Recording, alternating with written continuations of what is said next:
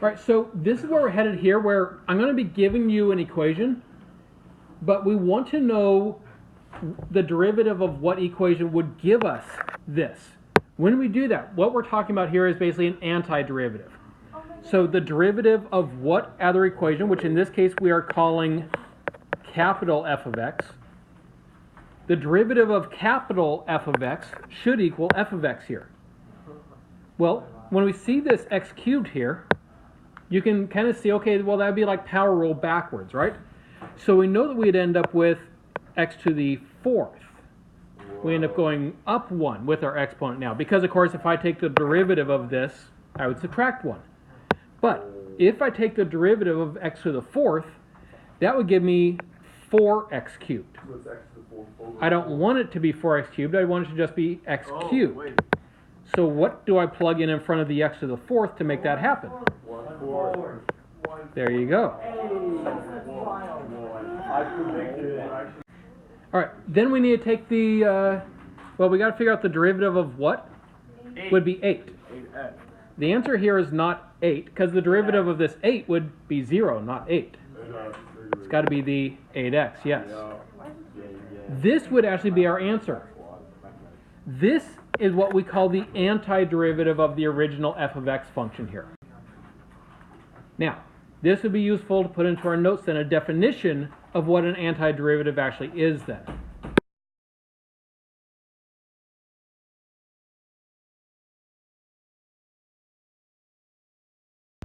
So when we find the antiderivative, notice I use the notation a capital F to represent that it's now the antiderivative. And then the x to the fifth, that is going to become 1/6 x to the sixth plus x cubed. And that is a good answer.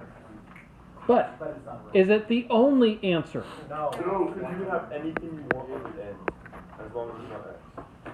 I could change this in lots of different ways, right? Really, we could have any constant we want added on or subtracted onto the end here, and it's still going to be valid.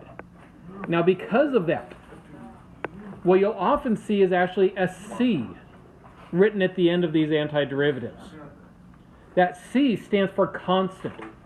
Now, in this case, this problem asks for an antiderivative. So we actually could have given any of those answers with different numbers at the end, but C represents kind of that general antiderivative.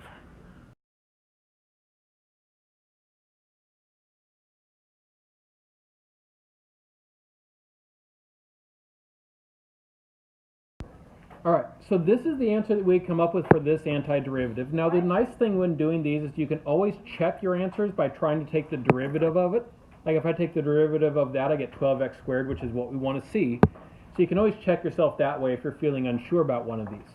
Now, in this case, unlike the previous ones we've done, this is the one right answer for this. Because we were asked for the most general antiderivative, the answer is the one that has plus C hanging on the end. Yes, it would be a capital C, just as a matter of typical form here. It's not actually a big deal, but that is the way that it is typically written on these.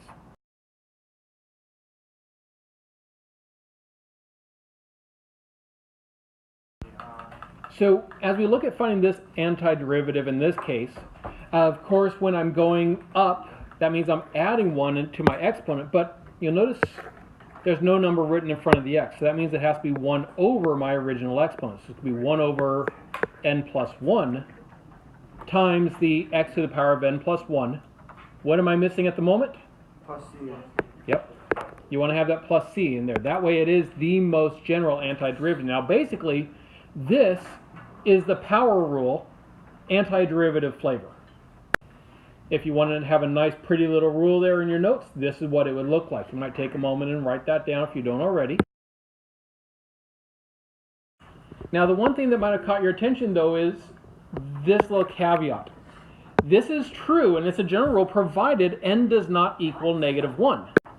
So let's take a look and see what that actually does do. What if we're trying to find the antiderivative of x to the -1?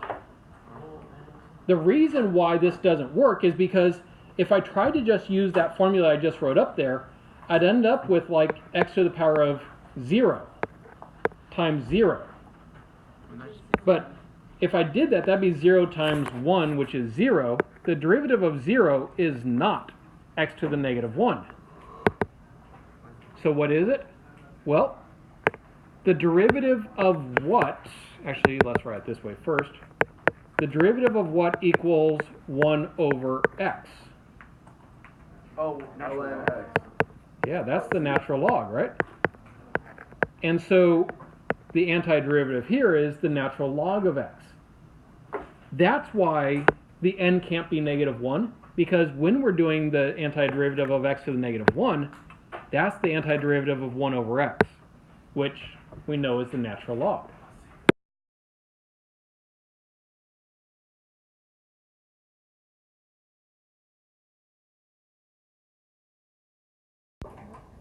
So when we go to find this antiderivative, of course, we go term by term. The antiderivative of 1 is x. The minus stays a minus. And then the antiderivative of cosine. This is where sometimes it can be tricky. Now we know the partner of cosine whenever we're doing derivatives is sine. My suggestion to you is start by knowing that. Okay, it's going to give me sine. And then look at what is the derivative of sine. Is the derivative of sine positive or negative cosine? Positive. Which means that I do not need to switch the sign here. Now, if this had been the other way where we gotten sine and so I wrote a cosine here, the derivative would be negative, and so I would have ended up making that a plus instead of a minus. But if you aren't really careful at this point when we start jumping into antiderivatives, you could easily start getting yourself confused with stuff you already know. Like you know the derivative of sine is a positive cosine. If you try to memorize the individual ones for antiderivatives, you're always going to start having trouble with those signs. And you're going to start ending up with some trouble about do I add or subtract in my exponent and some stuff like that. So pay attention to it and take your time with them. Don't try to memorize them as new rules. Just use based on the rules that you already have.